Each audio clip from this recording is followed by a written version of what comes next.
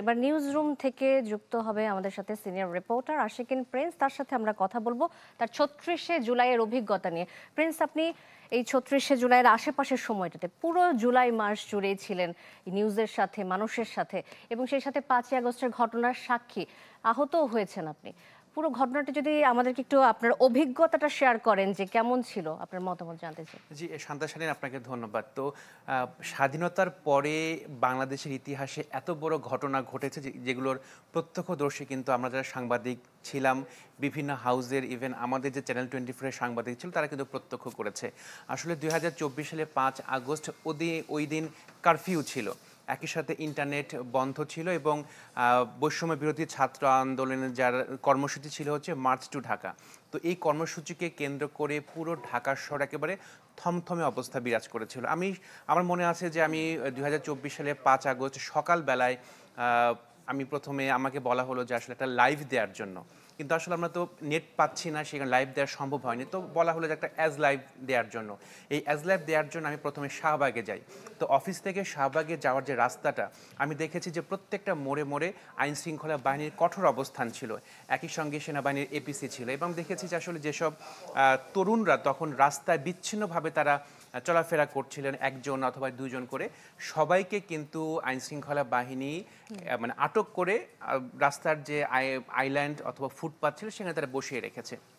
তো আমি চেষ্টা করেছিলাম যে ডিবি অফিসের সামনে দিয়ে শাহবাগে যাওয়ার জন্য, কিন্তু আমরা সেটা যেতে পারিনি কারণ ওখানে আর্মির এপিসি ছিল। তো আমাকে ঢাকা বিশ্ববিদ্যালয় ক্যাম্পাস দিয়ে তারপর আমাকে শাহবাগে যেতে হয়েছে। সেখানে আমি দেখেছি যে আসলে সেখানে আর্মির এপিসি ছিল, একই সাথে আইন শৃঙ্খলা বাহিনীর কঠোর অবস্থান ছিল। যারা যেসব তরুণ বয়সে যারা অনেকে বিভিন্ন কাজে বের হয়েছেন তাদেরকে আটক করে এক জায়গায় রাখা হচ্ছিল। তো ওখানে আমি অ্যাজ লাইভ দিয়ে তারপরে আমি অফিসে আসলাম, অফিসে অ্যাজ ল্যাবটা প্রচারিত হলো। এরপরে আমি চলে যাই সায়েন্স ল্যাবে, সেখানেও দেখি যে আসলে আইন শৃঙ্খলা বাহিনীর কঠোর আপনি যে এই যে অবস্থান। মুভমেন্ট গুলো করছিলেন এক জায়গা থেকে এক জায়গা, কোনো বাধার সম্মুখীন হয়েছিলেন ওই সময়টাতে? না, আসলে গণমাধ্যমকে ওইভাবে কিন্তু বাধার সম্মুখীন হতে হয়নি, কারণ আমার গাড়িতে ছিল, আমাদের ব্র্যান্ডিং গাড়ি ছিল, কোনো জায়গা থেকে আমাদের সেইভাবে প্রতিবন্ধকতা তৈরি হয়নি। তো প্রতিবন্ধকতা যেটা ছিল, আসলে আমরা ইন্টারনেট পাচ্ছিলাম না, ফলে কিন্তু তৎক্ষণাৎ আমরা লাইভটা দিতে পারছিলাম না আসলে অ্যাকচুয়াল কি ঘটনাগুলো ঘটছিল।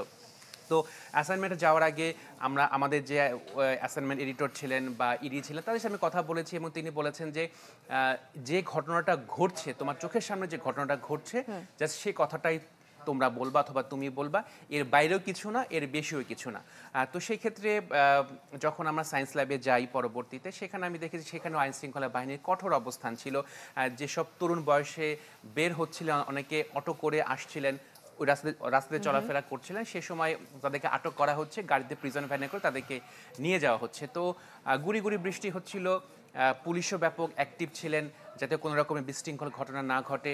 তো ১১টা-১২টার দিকে আমরা দেখেছি যে আসলে ওখানে ল্যাবের হাসপাতালের পিছন থেকে কয়েকজন তরুণ তারা তাদের দাবির পক্ষে তারা স্লোগান দিচ্ছিল।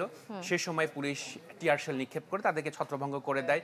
পরবর্তীতে শিক্ষার্থীরা যারা আন্দোলন করছিলেন তারা আবারও আসে, টিয়ারশেল নিক্ষেপ করে এবং পুলিশ সেটি ছত্রভঙ্গ করে দেয়। পুরো সময়টাই তো প্রিন্স থমথম একটা পরিস্থিতি। আমরা যদি সকাল থেকে স্টুডিও থেকে আমরা যখন দেখছিলাম যে বাইরের পরিস্থিতি খুবই গুমোট, এবং এই সংকট থেকে কখন আমরা উত্তরণে আসবো, উত্তরণের দিকে এগিয়ে যাব, এটা আমরা কেউ বলতে পারছিলাম না। আপনারা ফিল্ডে ছিলেন, ফিল্ড থেকে যখন দেখছিলেন যে ছাত্রদেরকে এভাবে করে ঘেরাও করে দেওয়া হচ্ছে এবং তারা সেখান থেকে উঠে আসার চেষ্টা করছে, ওই পরিস্থিতিতে আপনাদের কি মনে হচ্ছিল কোন দিকে যেতে পারে ঘটনাটি? আসলে ওই সময়টাতে একটা গুমোট একটা পরিস্থিতি ছিল। আমরাও বুঝতে পারছিলাম যে আসলে পরিস্থিতি কোন দিকে যাচ্ছে, কারণ আমাদের ইন্টারনেট অ্যাক্সেসটা ছিল না।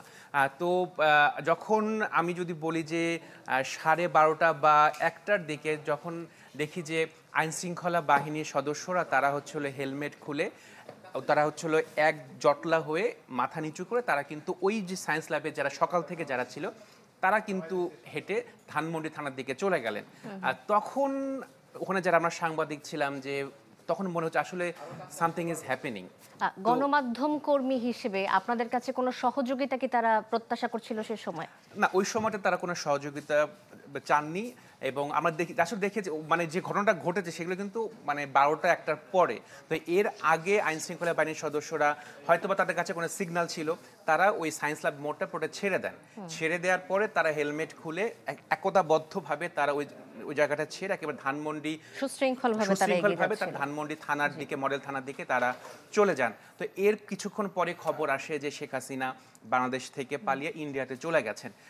ওই সময়টাতে যে নিস্তব্ধতা ছিল, সকাল থেকে 1টা অথবা 1:30টা পর্যন্ত যে নিস্তব্ধতা ছিল, এই খবরটি প্রচারিত হওয়ার পরে আমি যদি বলি যে আসলে বাংলাদেশের দেশীয় মিডিয়াতে উচ্ছ্বাসের খবরটা আমি আপনার কাছে আরেকটু স্পেশাল ভাবে শুনতে চাই, যে যখন মাত্র ব্রেকিংটা আসলো এবং তারা ইনস্ট্যান্ট যেই ছাত্র জনতা ওখানে সবাই একসাথে জড়ো হয়েছিল, তারা প্রথম কি অভিব্যক্তি প্রকাশ করেছিল ওটা শোনার পরে? একটু বলি যে আসলে এই দেশীয় গণমাধ্যমে প্রথম যে ব্রেকিং আকারে যে নিউজটা আছে শেখ হাসিনা দেশ ছেড়ে পালিয়ে গেছেন, ক্ষমতা ছেড়ে পদত্যাগ করে, সেটা কিন্তু চ্যানেল 24 প্রথম প্রচার করেছিল। তো যখন এই খবরটি প্রচারিত হয়, পুলিশ সদস্যরা তারা চলে গেলেন। সকাল থেকে যে গুমোট একটা আতঙ্কের একটা পরিবেশ ছিল, 1টা 1:30টার পরেই সে পরিবেশটা একটা উচ্ছ্বাসে পরিণত হয়। আমি বুঝতে পারলাম না যে আসলে এত মানুষ আশেপাশ থেকে কোথা থেকে তারা আসলেন। সকাল থেকে হয়তোবা তারা এটার জন্য অপেক্ষা করছিলেন যে এরকম একটা ঘটনাটা ঘটুক। তো সবার মনের মধ্যেই বলছে যে তারা বলছেন যে আসলে আমরা স্বাধীনতা পেয়েছি, এতদিন আমরা যে কথা বলতে পারিনি, আমাদের বিরুদ্ধে যে অত্যাচার করা হয়েছে, গুম খুন হয়েছে, দুর্নীতি হয়েছে, সেই থেকে আমরা মুক্তি পেলাম। অর্থাৎ স্বাধীনতার স্বাদ তারা বলছিলেন যে আসলে স্বাধীনতার যে প্রকৃত স্বাদ যেটা, সেটা আমরা এখন পাচ্ছি।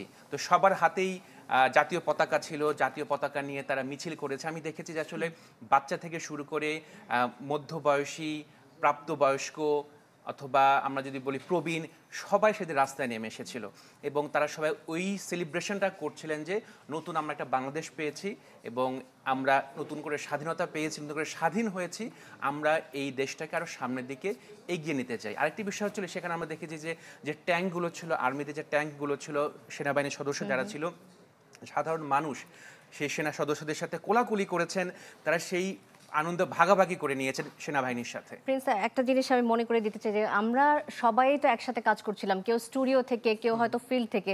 তো আমি নিজে যখন এখানে স্টুডিও থেকে ঘটনাটা এবং ব্রেকিং নিউজটা আমি প্রচার করলাম, ওই মুহূর্তে স্ক্রিনে আমি দেখছিলাম যে উৎসুক মানুষের যে ঢল এবং আমাদের যত সহকর্মীরা ফিল্ডে রয়েছেন, আপনি সহ এবং আরও যারা ছিলেন, প্রত্যেকের যে অভিব্যক্তি সেটা ভাষায় প্রকাশ করার মতো না। এই ঘটনাটা যখন 1 বছর পর আজকে এখানে স্টুডিওতে দাঁড়িয়ে মনে করছি না 1 বছর পেরিয়ে গেছে, খুব দ্রুতই সময় যায়।